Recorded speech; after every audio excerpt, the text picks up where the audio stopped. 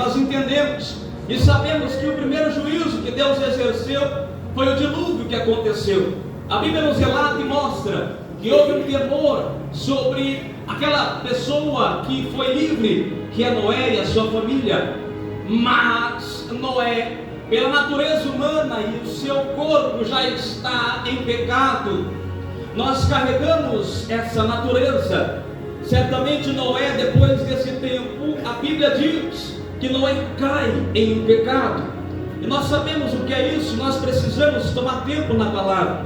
Mas o que é mais interessante é que o ser humano, por mais que o Deus Criador mostre os seus sinais, mostre a sua força, mostre o seu poder, por mais que Deus possa aparecer para estas pessoas, eles ainda continuam a não obedecer à vontade de Deus. Eles ainda continuam a rejeitar o Deus Criador.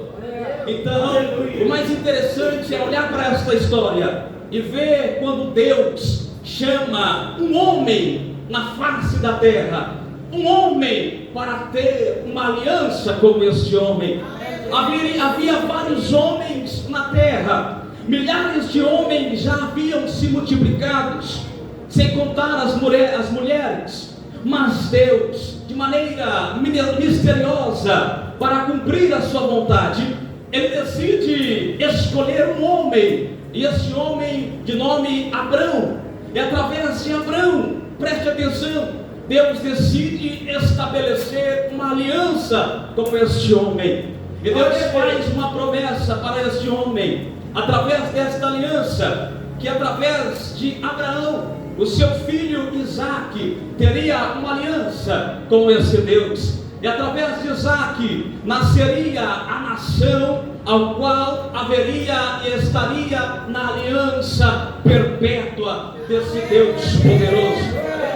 E observe, segure um pouquinho.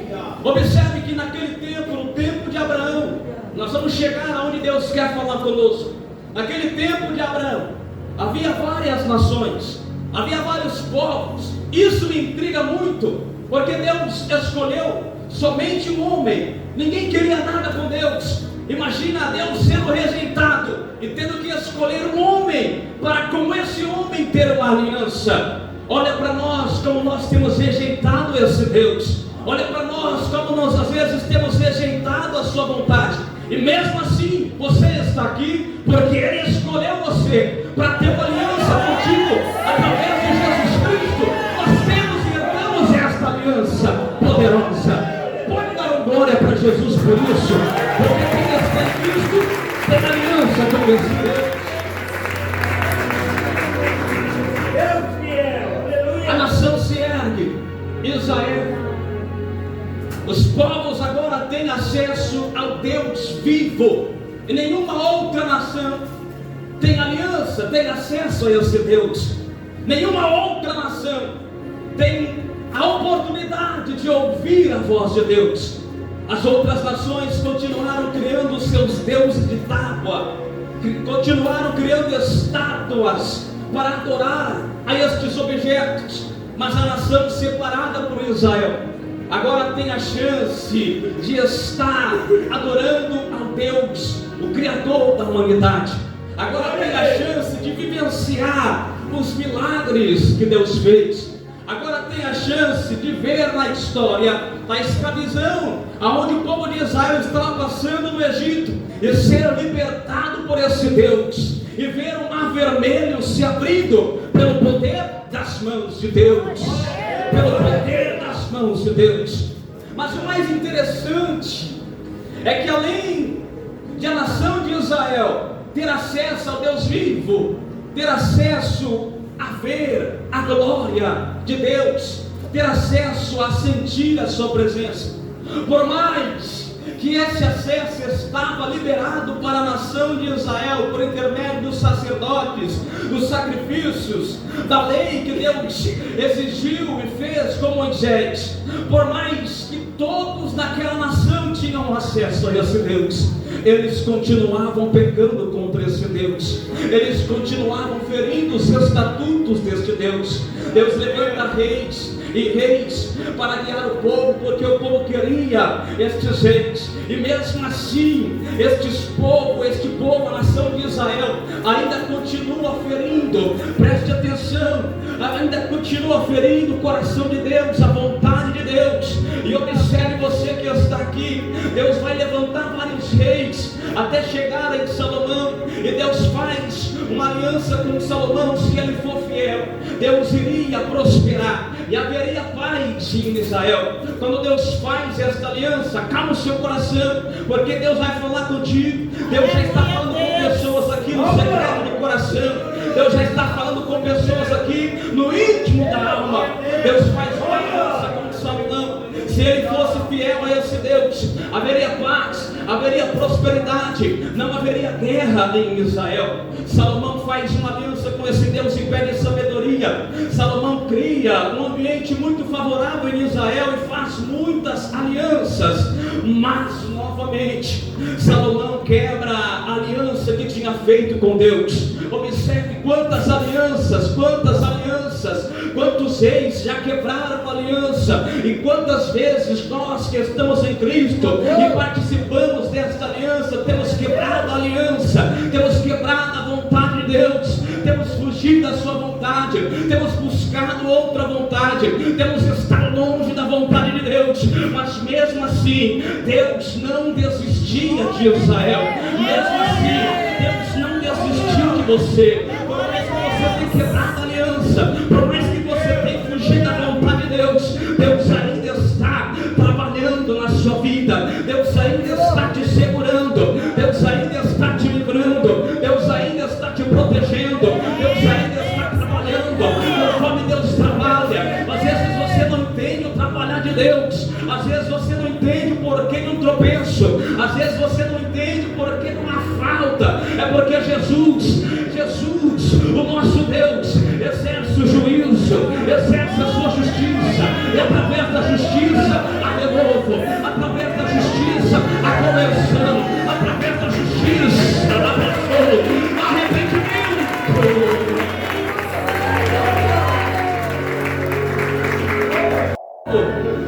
Quebraram a aliança com Deus. Deus longânimo como Ele é, vai esperando, ia dando tempo. 100 anos se passaram e Salomão já não mais existia. Israel é tomado pelo reino da Assíria. Israel é devastada. Mas antes que eu me esqueça, após a morte de Salomão, o reino de Israel se dividiu em 2 reinados. Israel no reino do norte e Judá no reino do sul, e a capital era Jerusalém, onde estava o templo de Deus. 100 anos depois da morte de Salomão, Israel é devastada pelo reino da Síria. Deus novamente exercendo o seu juízo. Não tem como fugir do juízo de Deus, não tem como fugir da sua justiça, porque por mais uma misericórdia, e escute e não se assuste, por mais que haja a graça, também há uma justiça, também há um juízo, que nós não podemos fugir. Ele é o Criador, nós só somos o pó, o caco, a criatura. Quem pode glorificar a Deus por isso?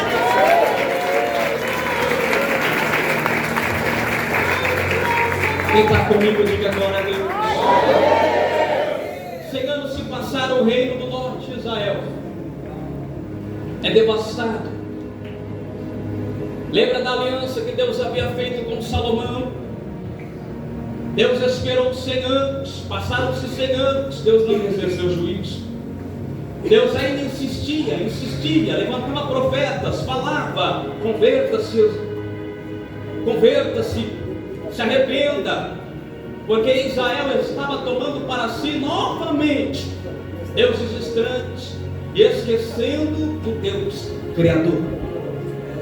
Israel novamente estava tomando para si adorações, colocando no meio do povo, do templo, fogo estranho, costumes que não pertenciam, que não eram para aquele povo.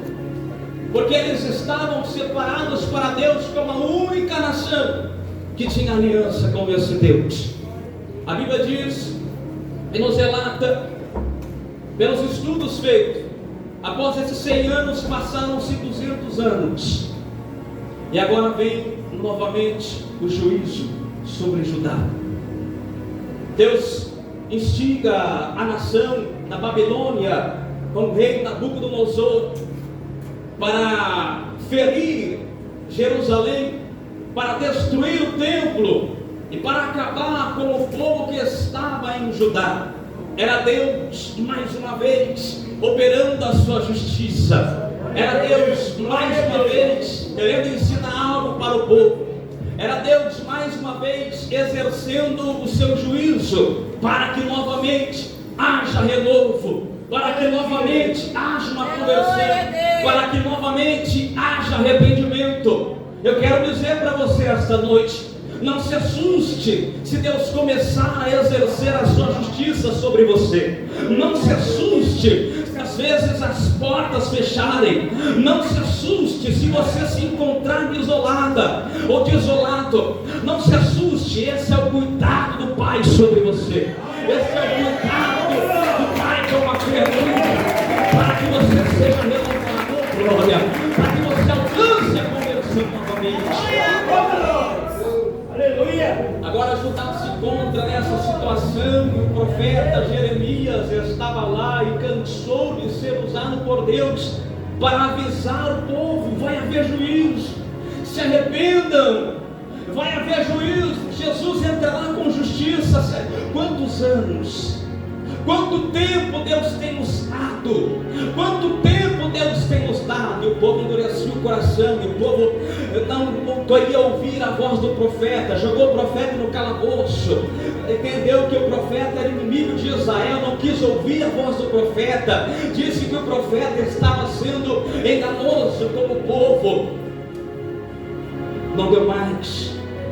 Deus agora para de avisar, e agora Deus vai exercer o juízo.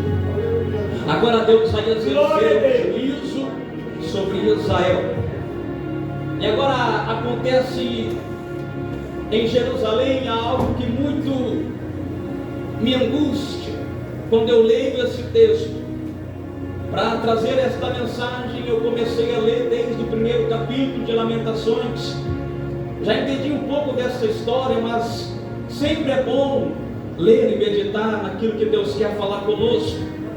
E quando eu vejo o profeta em sua mensagem poética dizendo que os príncipes eram feridos à espada, ou seja, mortos, as mulheres eram violentadas, as crianças eram mortas, e chegou um tempo naquela nação antes do exílio que as mães até chegaram ao ponto de cometer o canibalismo, matar os seus próprios filhos para saciar a sua fome, matar os seus próprios filhos para matar o desejo da fome que tomava conta daquelas pessoas. E vejo que o profeta está dizendo, e no último versículo do texto que nós lemos, ele ainda tem esperança, e ele ainda começa a clamar e diz: Senhor, nos converta, para que haja verdadeiramente um arrependimento, uma conversão. E ele diz: Senhor, renova os nossos dias como antes. E agora eu te pergunto, Israel tinha muitos amigos,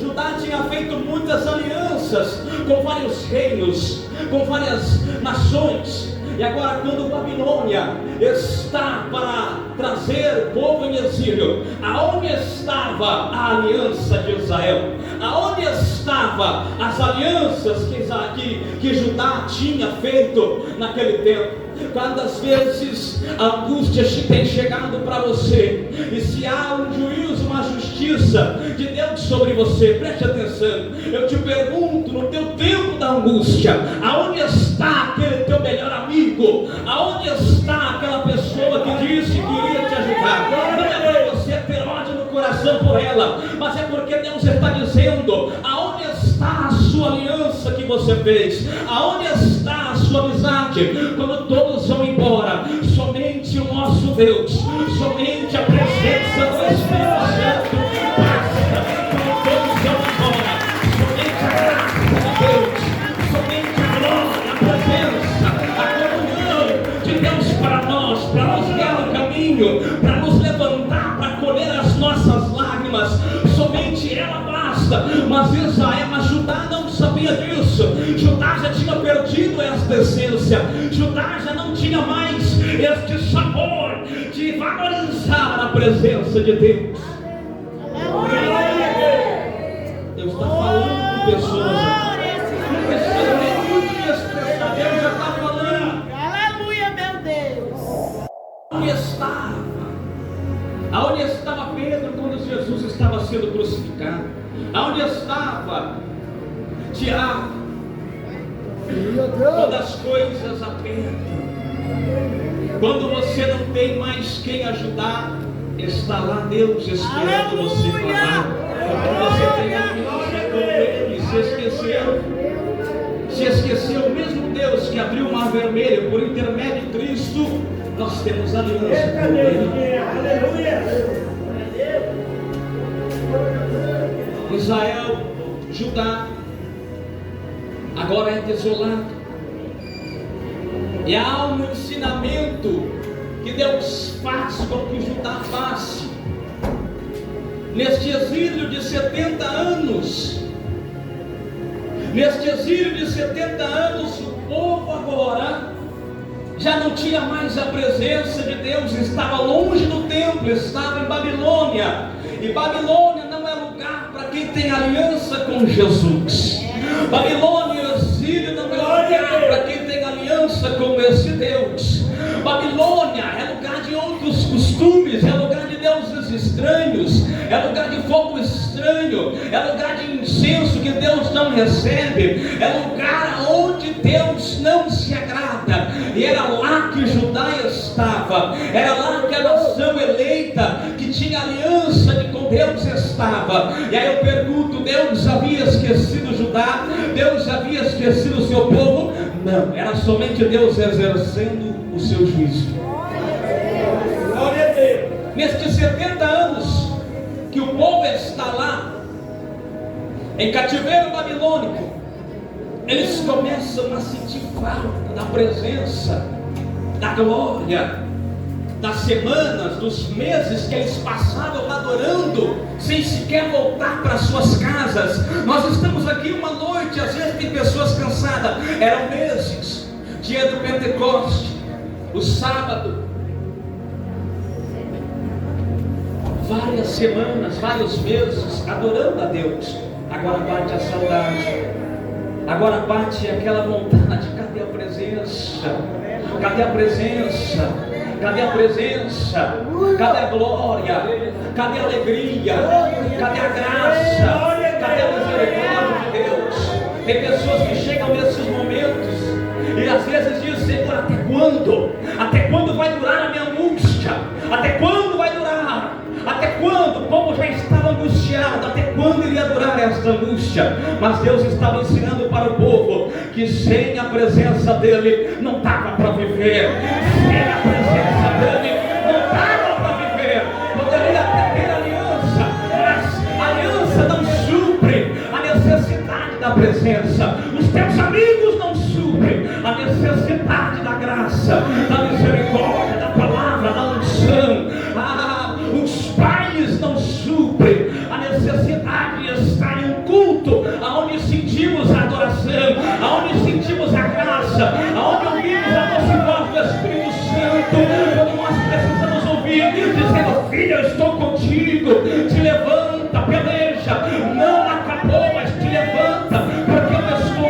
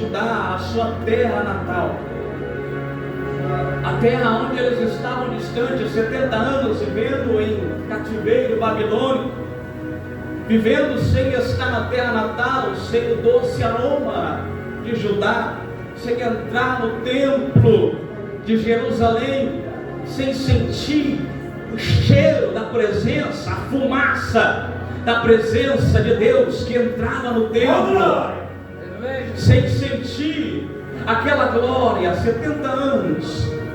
E nesses 70 anos Deus ainda usava profetas. Agora Deus está usando o povo. E para o renovo acontecer, o que eu entendo é que Deus usa o que tem. Deus vai usar o que tinha naquela época. Pessoas simples, sem nome, sem renome, copeiros do rei, escribas, homens simples, sem riquezas. Sabe aquela pessoa que ninguém dá nada? Sabe aquela pessoa que alguém diz é um Zé Ninguém, não vai ser nada? É esses que Deus pegou. Aleluia, Deus! Para iniciar a restauração. Mas lembra que eu disse que eu queria algo novo de Deus para trazer para essa igreja uma revelação. E eu busquei. E quando o povo volta para ajudar, tem pessoas sentindo a graça aqui esta noite. Quem está comigo, diga glória a Deus. Quando o povo volta para ajudar, se eu fosse você, eu fechava os olhos para não olhar para essa pessoa aqui, mas buscar a graça, o entendimento. Quando o povo volta para ajudar, lembra que eu disse nas lamentações que Jeremias viu as mortes, Jeremias viu o canibalismo, o furor e o fedor dos cadáveres após 70 anos, ainda estava em Judá, e eles estavam indo lá para renovar a cidade, renovar o templo, restaurar o templo. E a primeira coisa que acontece para a restauração iniciar, e você está aqui buscando uma restauração, e não me culpe por esta palavra, a primeira coisa que acontece, o povo agora que está voltando para a cidade, para a nação, para restaurar aquela nação, tem que agora pegar os corpos, carregar os corpos, os ossos dos cadáveres que mal cheirava naquela cidade, e começa a fazer a limpeza, a purificação na cidade, e começa a fazer a limpeza, a purificação no templo. A restauração não começou com as pedras, a restauração não começou com as coisas físicas. Primeiro houve uma carta que liberou o povo para vir para a sua cidade natal. Agora a restauração começa retirando as impurezas, retirando aquilo que é podre, retirando aquilo que não agrada as narinas de nosso Deus. Quem pegou esta revelação tem que retirar aquilo que é podre, tem que retirar muitas vezes o que é podre. Entristece, muitas vezes o que é podre, às vezes gasta energia para tirar, às vezes gasta tempo, mas é necessário tomar esta atitude, limpar, se purificar, se santificar, para que o renovo aconteça, para que o renovo, a glória de Deus desça novamente. Se houvesse os cadáveres ali, não haveria renovo, não haveria restauração. Hoje Deus diz para você: renova a sua vida, mas comece se purificando, comece se lavando no sangue de Cristo, comece limpando as impurezas da sua mente, comece limpando as impurezas do seu coração.